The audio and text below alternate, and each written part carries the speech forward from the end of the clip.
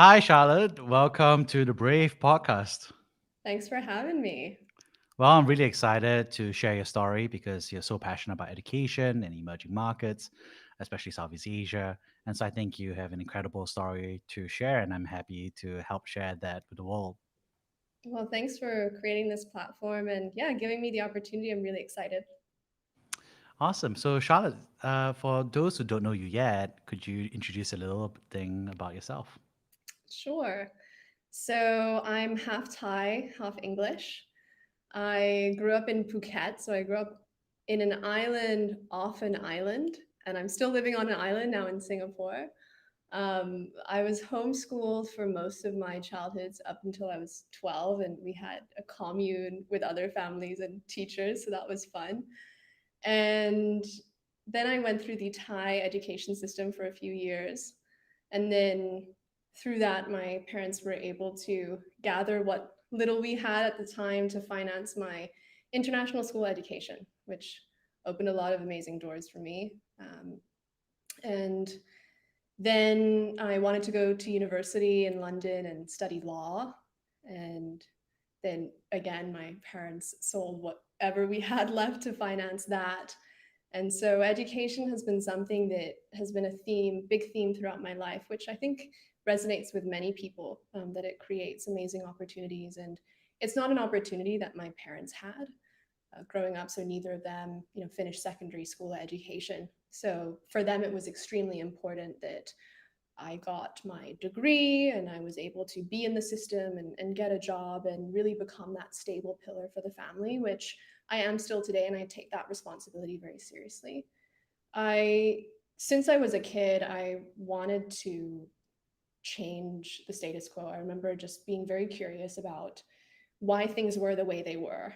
Why were women given a certain role in the household and in society? Why did certain people have opportunities that others didn't? And that started from when I was about 10. I started asking these questions that nobody could answer. And even if they did answer, I was very unhappy with the answers. And I always thought, why is it this way? And I'm still like that, which is why I founded Jacket and my education tech startup. And I'm still on that mission to change the status quo of why things are the way they are. And so that sort of evolved into my career where I wanted to start in development. I wanted to work along the sustainable development goals. I wanted to work for the UN and NGOs and really change the system from within. I had this mindset of trying to drive change within an existing infrastructure that I didn't agree with. And then that shifted to, okay, how can I drive transformation that is completely different and innovative? And I wanted to do that through building a startup. And that's when, after I finished law school, I went into my first job, which was in intellectual property law, because I couldn't afford to do human rights law, be a barrister at the time. So I went into corporate. And intellectual property was really interesting because that was the innovative part of law. Like, it was constantly evolving and it was really on the fringe. And that really excited me. So I went into being a patent consultant, and I was registering patents and thinking, I actually want to be the person on the patent. I want to be the person innovating. I want to be the person driving transformation in the status quo, not facilitating it. So I thought, okay, that means I have to build a startup. I started to do research about it, and I put a checklist together. I need a venture backable profile. I need exposure to working in a startup. I need probably some management or leadership experience. And I need to know what exactly I wanted to change about the world. What was and for that at the time was education, and it still is today. And so I took my first step to work at Grab, where I had no idea what I was doing. I went from Ivy Law to strategy in supply and operations at Grab. And I remember my hiring manager, Anchor, he, in the interview, he said, okay, so I'm going to give you an assignment. You have to build a revenue and cost model and a unit economics model, and you have to forecast how the cars will be financed and over time. And I had no idea what any of this meant. So I asked my friend to build the entire thing for me, explain to me cell by cell what everything was and how it worked, and what is an assumption and how do you come up with it. I started doing customer development with the Grab drivers to understand all of the assumptions behind the price of the gas over time, and built all of that into the model, got the job, and figured it out from there. That's pretty much been my entire career, just figuring new things out and building these projects and rallying people around it. And that's when I started to build the skill set that I knew I needed to be a startup founder. And then I thought, okay, so I need management and leadership experience. I need a venture backable profile that looks like big tech, so Facebook. And I remember applying through like the Facebook, Google, Apple websites and completely forgetting about my application. And when I got an email from Facebook HR, I thought it was spam. So when I took the interview, again, had no idea. This was a role in account management for advertising sales. And I had never run a Facebook campaign in my life. So I walk into the interview. Not only do I have to interview for being now in advertising and sales, which I had never done, but I also had to do it in Thai. So my hiring manager at Facebook, V, she was a little evil. She saw that I put Thai as my first language on my CV. So we conducted the whole interview in Thai. And so my journey, I think, to sum it up would be insatiable curiosity to figure out new things and build them and scale them and drive impact wherever I am. And I really wanted to do that for something that I truly cared about, which is education. That's what I'm doing now with Jacket. Wow, what a journey. So I gotta ask, what was it like growing up in Phuket? I mean, obviously everyone thinks about it as party town, to chill and relax. But what was Yeah, it like living and growing up? it was really fun.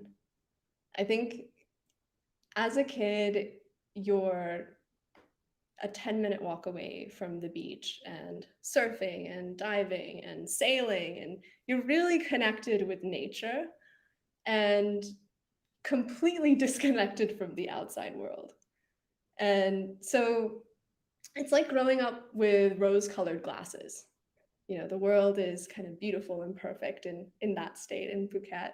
And it was nice living in that bubble. But I always felt like I was meant to be doing something that mattered to more people.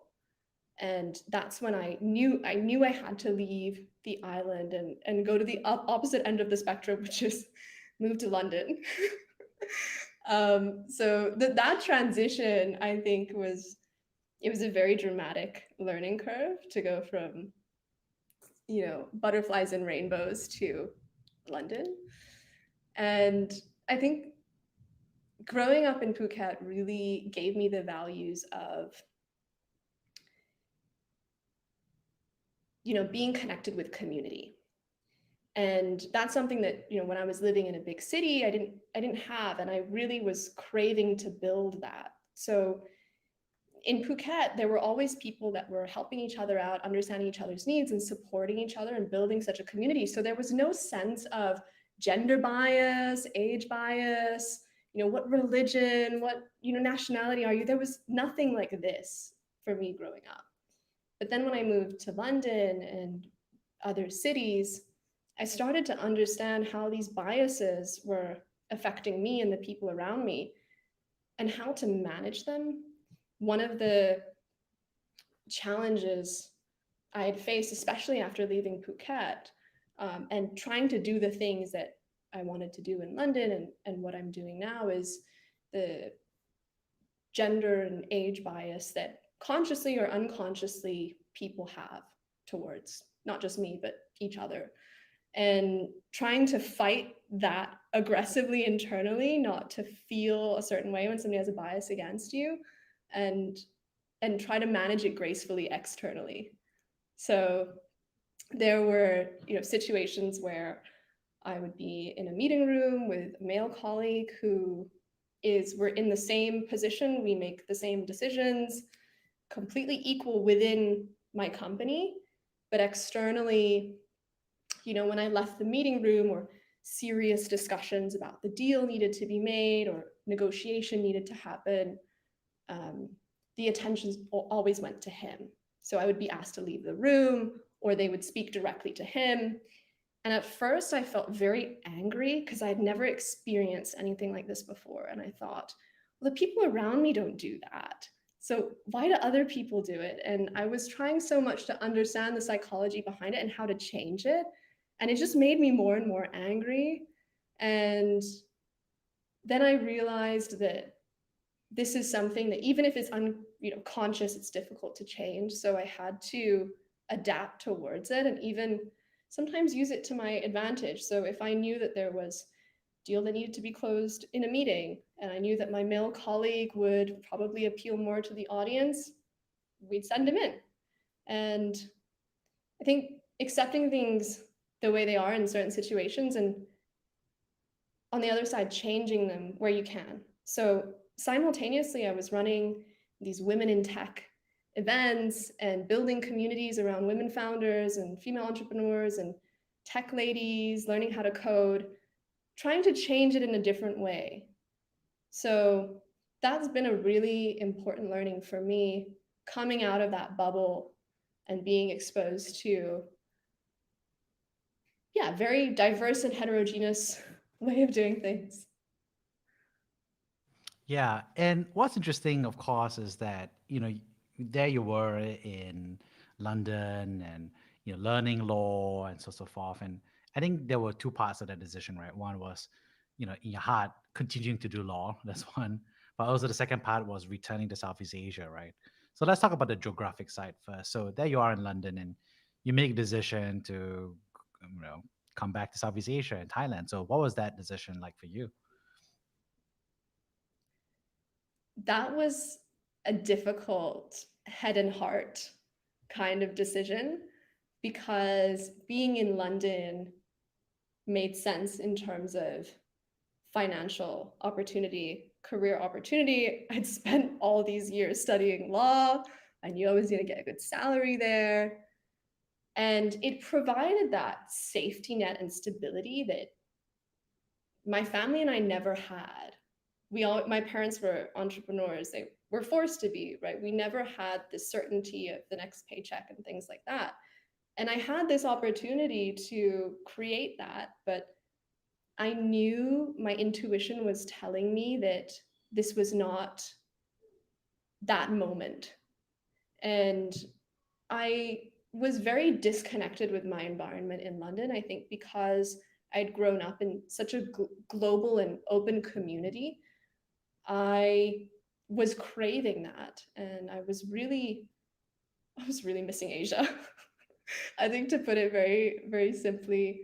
So I decided I was going to take a year off, but I ended up just working anyway. I don't think I've ever taken a year a year off since I was, yeah, since I was 16. I've been, working internships here and there, and side jobs.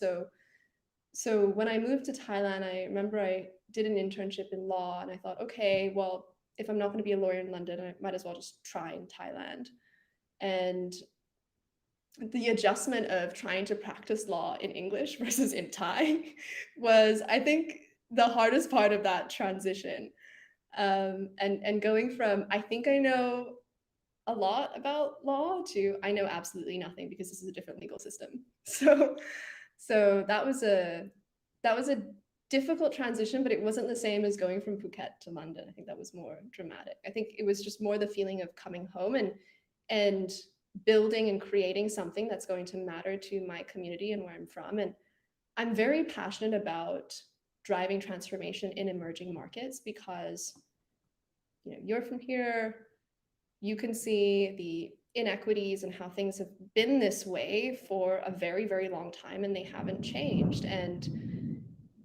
And I really wanted to be the one to drive some kind of transformation in these emerging markets. And I think the role that I had at Facebook in traveling across Pakistan, Bangladesh, Sri Lanka, India, Myanmar, Cambodia, Laos, and we were even looking at other markets, it was the diversity, but also the fragmentation and the complexity of working in those markets as well, was really exciting to me. But I also started to understand the array and diversity of problems that it had as well.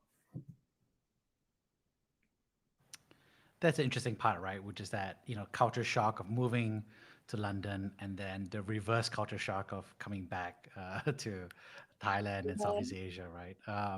And it's an interesting one. And I'm just wondering, as you thought through that process, I'm just kind of curious how, there's a lot of people with that decision, right? Like, so many people, their parents dream of sending their kids outside Mm. Southeast Asia to study anywhere in the world, America, Europe, my same for myself. I went to UC Berkeley.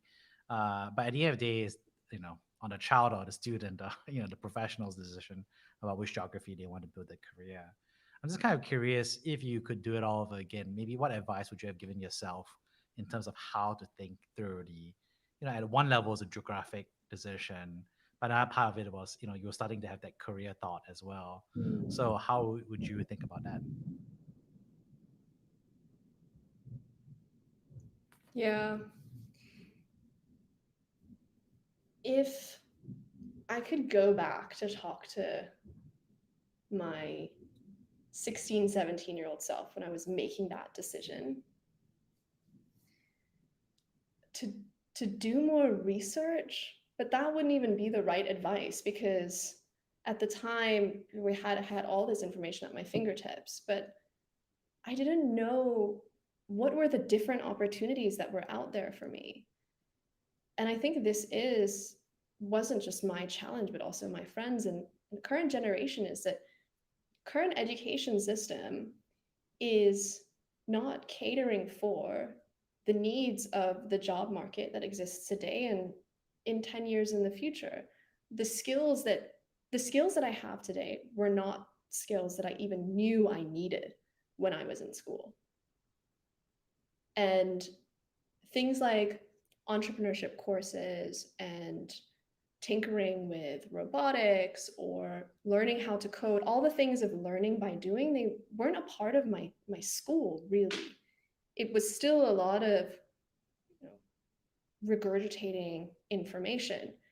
And even that information being available now, people are still making decisions thinking about that traditional linear path to success, to growth, to a good, stable career. And there are alternative ways of doing things. And I think that's what I love about your podcast is you're highlighting alternative journeys and paths to success and growth. So I would I would tell my 16-year-old self just to explore for a year and do 5 or 6 different jobs. I'd say list down 5 jobs that you find remotely interesting that you think you want to do and just work there for free for 2 weeks and write down your learnings and then consolidate and think about what you really want to do and what skills you want to build. Because at the time it was just like the professions that were already existing. And now with startups and new roles coming up, like even at Facebook, the role that I had at Facebook didn't exist a few years before that. So, how do we prepare ourselves and our kids and the current generation for jobs that are not even going to exist today, right? They're going to be skill based. And one of the I was very fortunate to go to international school where there were frameworks around how to learn, how to solve problems, how to assess, evaluate, analyze, source new information, build a perspective. And that's something that the traditional education system that I'd gone through before that didn't have and didn't prepare me for it. So I'm very fortunate that I had that 4 year window to build that mindset and those mental frameworks to then adapt them to the world that I had to face, when I left school. Hmm. Yeah, that makes a lot of sense. And I totally agree about the part about making sure that you just try all the jobs to see if you like Yeah. them or not. I totally agree about that. It's just hard, I remember reading about I wanted to be a vaccine scientist, and you know, A I think vaccine I science. know that was I was very was a front runner on the trend, I guess. But Wow. but then turns out I got the chance to shadow and turns out I realized that being in the lab wasn't a fun job for an extrovert, Right, right, and the exactly. way I wanted to solve things. And so what's interesting is, of course, there you are, you try all these different things, and then you throw away your entire legal education to join tech and start from scratch So again. that was So how did that work out? I quit on the last day of my probation. When I was interviewing Grab with the last week of my probation, and as soon as I got the offer, I started with Grab. I think I quit on the Friday and started with Grab on the Monday. And within a month of being at the firm, I knew that it wasn't for me. And it was heart wrenching because I put so much work into my degree. I had publications. I was doing all of this research around law and IP and commodities law, even. And I was intellectually very excited about law. But when it came to practicing it, and not just practicing it, but also the culture of where I was, the various limitations that I had as well. I had to wear heels and a suit. It just didn't really fit with who I was growing up. So I tried really hard. I tried really hard to fit into that. And I think I was upset that I didn't fit into it. The first thing I thought was there's something wrong with me. Why can't I just be normal like everyone else and fit in this goddamn box and just earn my salary and keep going and just stop trying to want to do things differently. Like stop trying to want to make an impact in the world, you know? But it was just too that feeling was too strong. And I had to break up with my legal career. We went through a breakup. It was a little traumatic. Yeah. That must have been a tough one, yeah, because I think you're right, right? It's like, you spend all your time fighting for this thing, right? Which is your Yeah. degree, the Yeah. job. Everyone thinks it's prestigious. Everyone's happy for you. Exactly. You're going to the bars and you're just like getting toasted. I'm a You get lawyer. paid a bill. I'm a lawyer. I'm a lawyer. For me, I'm a consultant, a management consultant. Yeah. You know, You this know? has got prestige and a brand. And then Um, and it's a nice, I think, ladder, right? Like if you keep going, you know exactly what you're gonna be doing for the next, you keep you wearing know, it. yeah, Like, 20 yeah, years of your life, right? Yeah. this is it. This is my identity. Right, And exactly. I remember I was talking to one of the partners was mentoring me, and he said something that for me was the aha moment. I have to make the switch now. I'm not waiting. I had people telling me all around, stick it out for 2 years, just stick it out. You need to build the skill set. You need to, you just need to become a professional. Like, stop being a millennial. Just become a professional. And inside, I was like, no, shut up. But then everyone was telling me something different. And then I was in the partner's office, and he had all of these accolades. And he said to me, you know, who am I without this firm? I'd be nothing without this firm. And for me, that was the aha moment that I'm not going to spend the next. I remember I wanted to become partner in 6 years. I even had an ambitious goal then just to be good at whatever I was doing, right? I thought I'm not going to slave away for 6 years to then have an identity crisis of who am I without this law firm? Because I am not my career. My values certainly didn't align with what I was doing, especially with the patents that I was registering as well. They weren't all net positives for the world. So, yeah. Wow. What was that like? I mean, hearing what you said, like, who would I be without this firm? What was going through your mind? It was it was like being given guidance not to do what this person did. But it's interesting because the person said it as if it was, something to be proud of, but I immediately saw it from from the opposite point of view, that no, actually, my I don't view my life or my career or my identity that way. And I think since then, I have worked really hard to understand what's important to me as a person, as my sort of mission on this planet, and aligning every day to those values.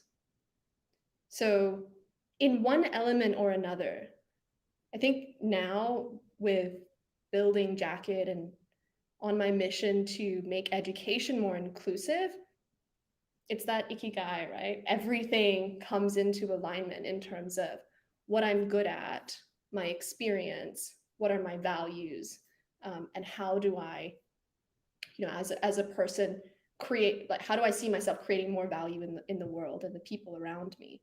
And that intersection is just happening now. But since then, I've been on a journey to build the components to bring it together. So the grab component was, how long can you go without burning out? How long can you go without burning out? For me, it was a year. Um, how long can you go without burning out?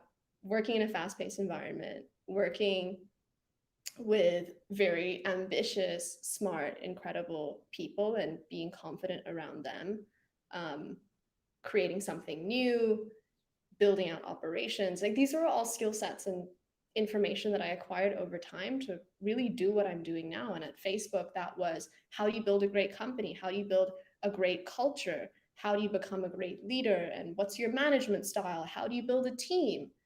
And so the scrappiness of tech and the more graceful management, leadership style needed to build a really good company and startup was, yeah, just the perfect combination, really.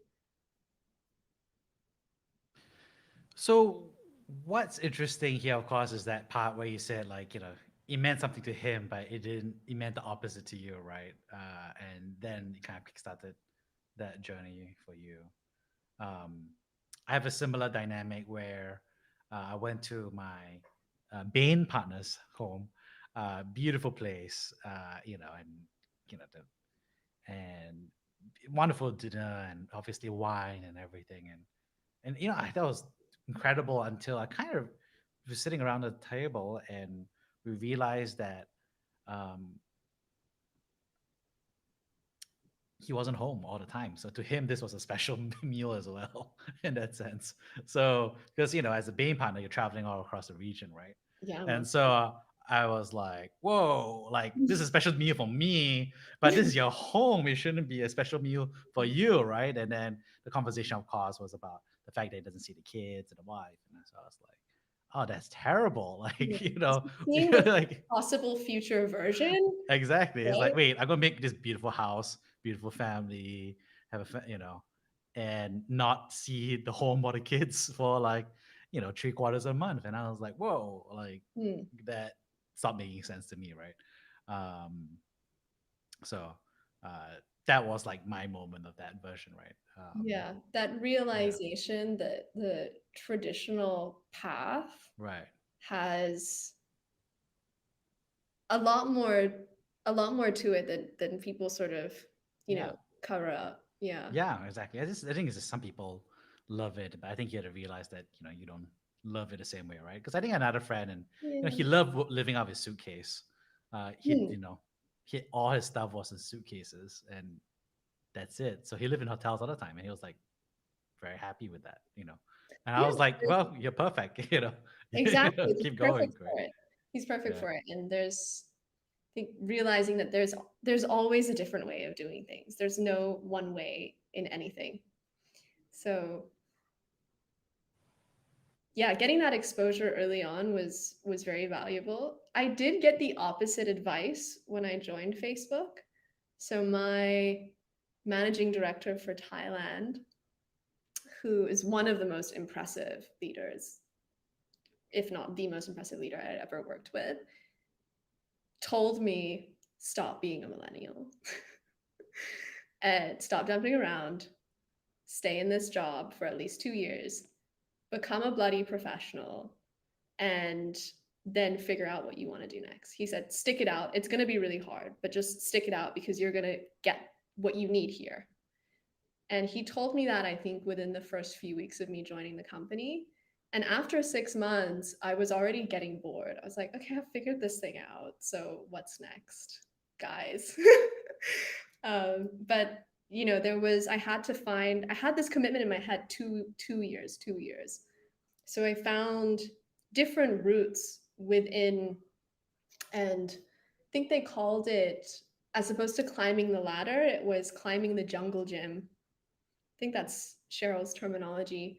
But jumping from account management to what can I do within account management that were exciting projects. So bringing in alpha, beta products, partnering with um, innovative advertisers in Thailand, and showcasing them at F8, for example, and all of these things that drove me to maximize the opportunity and go deeper in the role, in the skills that I was building.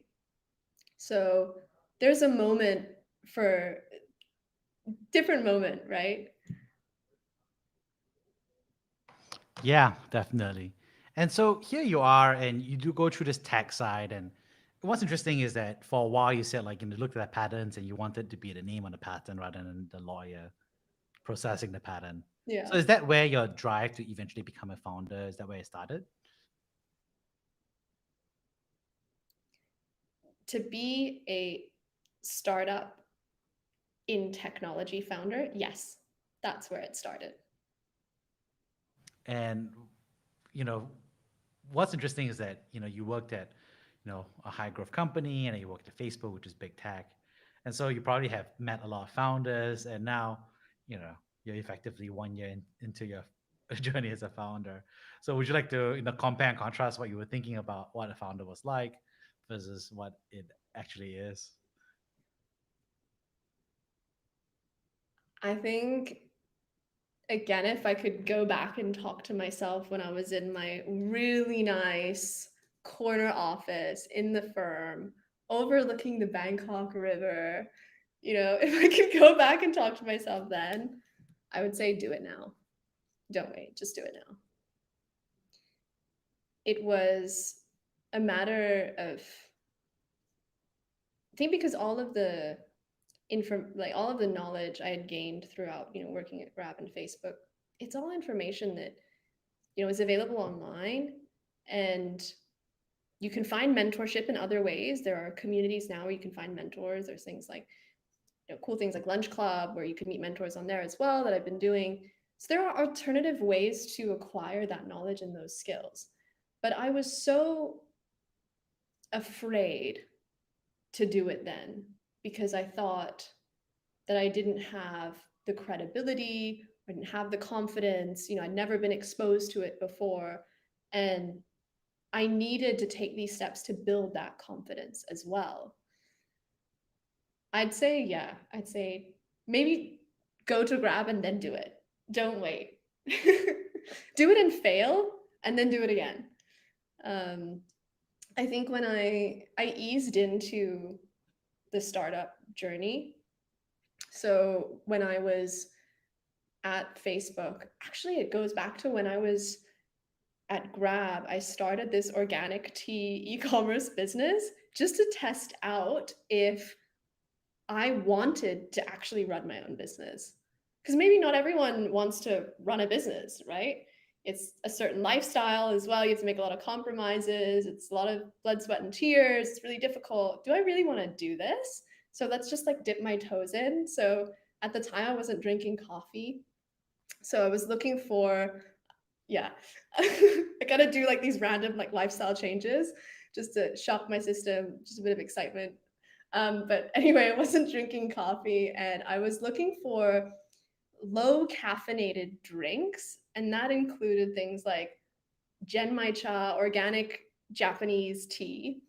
So I was sourcing this tea and I was selling it on Amazon. I built the brand. I was using, what little I knew about managing a business online and building an operation, setting up a company, registering the IP for my brand, and going through those steps and understanding that I actually do want to do this. I do want to run my own business, own my own business, create something that is my own and share it with the world. And at that time was organic tea. And ironically, I had this one flavor that's called the stress soother, which was pandan and lemongrass. And every time someone bought the product on Amazon, I would check the post code that it was delivered to. And there was this huge concentration of the stress soother, like in Silicon Valley and like Palo Alto kind of area. That was really funny. Yeah, so I knew that I wanted to run my own business, and so I'd done these like little tests along the way, like stress tests, you know. And when I was at Facebook, I did start this side hustle, this side project where I thought, okay, machine learning and AI, what are the applications for that in education? So I started learning Python and then realized that I was never going to be the one to build this thing. So, okay, I need a technical co-founder and just sort of went down the list and, what else do I need to learn? So I started connecting with my network and other startup founders that had been through the process and, what mistakes can I learn from them? And and it's just sort of easing into it. It wasn't just that one day I quit my job and I'm doing a startup. I had to mitigate the risks along the way as well. I think, especially living in a place like Singapore, it probably wouldn't be wise to just quit your job and do a startup. Feels like you're contradicting yourself a little bit here now, right? Because at the start you were like, my advice to go travel back in time is just go now. And yet maybe not, right? So what would you say is the factor that, makes it, you know, more positive versus be more thoughtful? I think then I had less to lose. It was just starting out. I think then if I started, I would have probably failed and learned a lot. That's how I feel because I would really have no idea what I was doing and would have learned through trying to figure it out and making more mistakes than I'm probably making now because of everything that I had learned, throughout my career. So it's a different approach. Maybe I would have ended up in the same place anyway. Who knows? But um, especially, moving, I think I knew that I had to leave Facebook this last this year. I left Facebook to start this because if I'd stayed any longer, I'd have more to lose. That's how I felt. I think when I joined, I set a goal for myself. Okay, by 30, I'm gonna go out and start my venture. And then when circuit breaker came, we were in lockdown. I was having this sort of existential moment. No, this is the moment. You just got it. It's got to be right now. So So what does it mean to have too much to lose? What does that mean to you?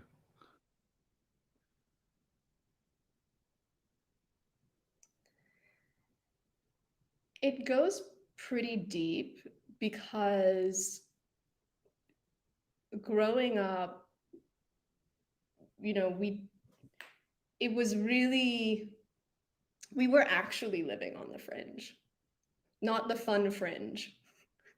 The the very yeah, we were living on the fringe and there was no concept of security. So some months we'd have to buckle down, other months we could have lunch somewhere. It was this constant battle for financial security growing up. And through that you build a survival mindset. And that's probably why in everything that I've done, I've fought for it as hard as I can, because that's something that is in my DNA since I was a kid. You just fight for everything to survive. And unlearning that has been has been a long journey, because if you're stuck on the survival mindset, it's difficult to see the opportunities and upside and possibilities.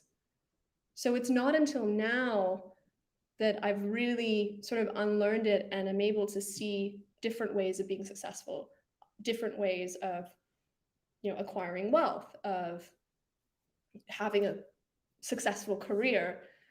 Um, with that survival mindset, you just kind of see what's in front of you.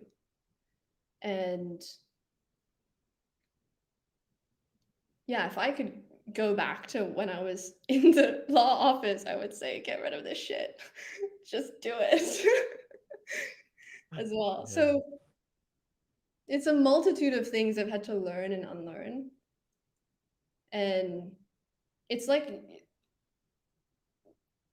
being that pillar of stability and security for my family as well, there's a responsibility to that. And I knew that as I get older, that responsibility would increase. And so there this was really sort of that moment to take the risk and do something that where I had no security. And my parents are still young and they're doing fine, and everything was already fine in my head, that I could say, okay, let's focus on doing what really matters to me. And that involves taking this step, which, when I look at it objectively, it wasn't really a risk, because I had built this financial runway for myself already, saying, okay, well, if I fail, I've still got X many years of runway to go without having to join, find another job. And so I was mitigating all these risks in my head already. So when I took the step, I was feeling very comfortable with my decision because I'd thought about all the different scenarios. Yeah. Do you feel like this, like, drive to create security and stability was because of that, you know, less stable dynamic on the financial side as you face as a kid? And is that something that's a, I don't know, thought that you cross your mind about that? Yeah, it did impact quite a lot my mindset, up until the last couple of years where I've worked to break out of that. It's very difficult to break out of because, especially like starting a career in corporate, there was a lot of like comforts and benefits and perks that started coming, and everything was feeling very nice and comfortable. And part of me was saying, okay, you've made it. Okay, you're 25, you've made it. But another part of me was thinking,